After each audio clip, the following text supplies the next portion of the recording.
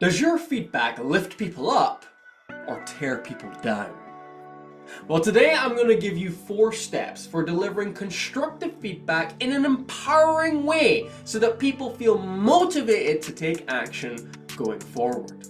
My name's Kyle Murter. I help people speak with more confidence and impact, and this video is perfect for you if you have to deliver feedback to colleagues at work, or if you compete in Toastmasters evaluation contests and you're giving feedback to speakers. Either way, this video will give you the steps you need to deliver great constructive feedback. Step number 1, start with the positives. When you're giving someone an appraisal or giving them an evaluation, it's really important to help them feel a little bit more comfortable. Because when you're getting evaluated, when you're getting feedback, you tense up. You're worried about what the person's going to say. But if the evaluator, the feedback giver, says some nice things at first, it relaxes you. You calm down a little bit more and you become more open to other forms of constructive feedback in the future. So I suggest pointing out 3 things that someone has done well. If I was giving feedback on a presentation, for example, I might point out that the person has great storytelling, that their body language is really open and welcoming, and that they have a fantastic way with words. And that makes the person feel good about their presentation before I move on to things that they could do to improve. And that brings us on to step number 2. Be specific about the problem. When describing what someone has done wrong, don't be vague. Be incredibly specific. Point out exactly what the problem is and why it is a problem. For example, let's say I'm watching a presentation and the speaker keeps doing this with their hands. Terrible feedback would be, I find your hands quite distracting. Because that's so vague. Why are they distracting? What was I doing with my hands? I've got no specific information to know what I need to do to change things going forward. Better feedback would be, you were fiddling with your hands, a lot like this.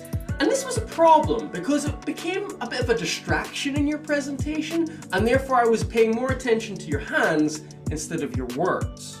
That feedback is specific and it says why something is a problem. And you need to do the same when pointing out something that's wrong with your colleagues or the speech that you are evaluating. Step 3 is to demonstrate the solution. This is where you show the individual how they can do things better. And this is really important because if I'm making a mistake and I don't know how to change it, I'm probably going to keep making that same mistake. So going back to our fiddling hand example, I could demonstrate a solution by saying, next time you're doing a presentation, try and drop your hands by your side and gesture outside of your body. This will make you more open, it will make you seem more confident, and it will make you more engaging for your audience. I've now provided a clear solution for this individual on how they can improve their gesturing going forward. And you have to do the same with whatever feedback you are given. Step number 4, ask for their thoughts.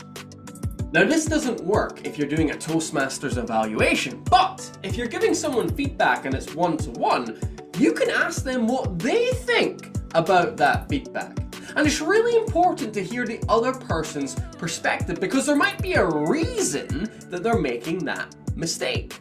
For instance, let's say this person who's doing all this with their hands says to me, well, Kyle, I'm doing that because I feel really nervous while speaking.